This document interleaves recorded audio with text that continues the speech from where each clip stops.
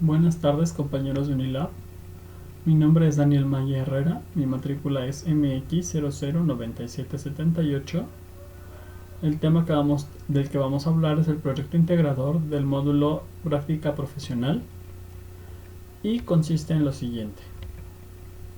Son preguntas respecto a lo visto y a lo aprendido en clase, y la primera dice: ¿cambió la perspectiva que tenías acerca del concepto ética y cómo lo definirías con tus propias palabras? Para responder a la primera pregunta diría que sí cambió la perspectiva que tenía acerca del concepto ética, y lo complemento de la misma manera.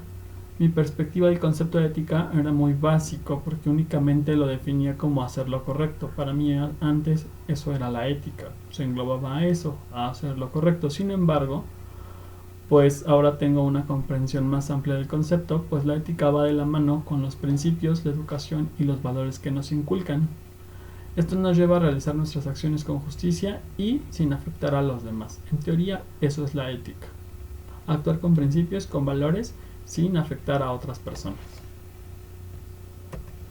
La segunda pregunta dice: ¿consideras que tu perfil profesional cumple con las características ofertadas por la facultad para la profesión?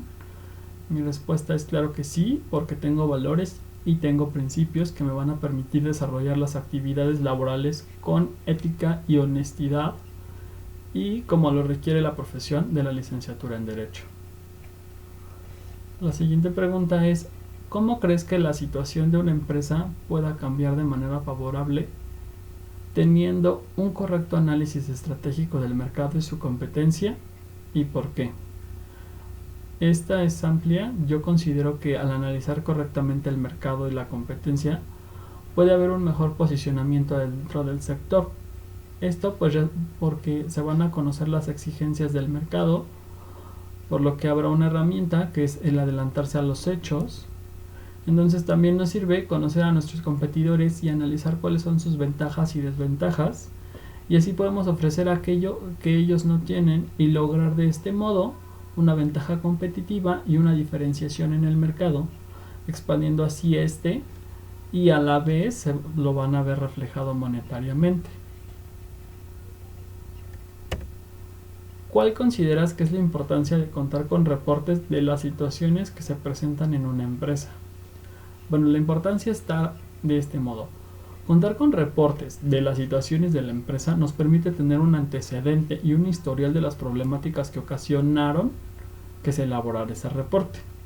Entonces, nos va a ayudar a prevenir contingencias, a prevenir riesgos, y en caso de tenerlos nuevamente o de presentarlos por primera o por segunda ocasión, vamos a saber cómo se solucionó y qué opciones se pueden tomar para poder encontrar las mejores soluciones. Entonces, de esta manera, teniendo esos antecedentes, pues esa es la importancia de contar con un reporte, de que siempre vamos a tener un antecedente que nos dijo cómo resolvimos X o Y situación. La otra pregunta es: ¿te has enfrentado a situaciones que ameriten realizar un reporte? ¿Lo elaboraste de la manera que se presenta en el tema? ¿Puede afectar el diseño del mismo con el resultado? Y aquí sí vamos a exponer esta parte en la que yo hice varios reportes, o sí he hecho reportes con los pasos que vienen en el tema que vimos en clase, y ahora sí que con mi propio criterio, porque en la escuela, en la primera licenciatura que hice, sí llevas una metodología para realizar un reporte.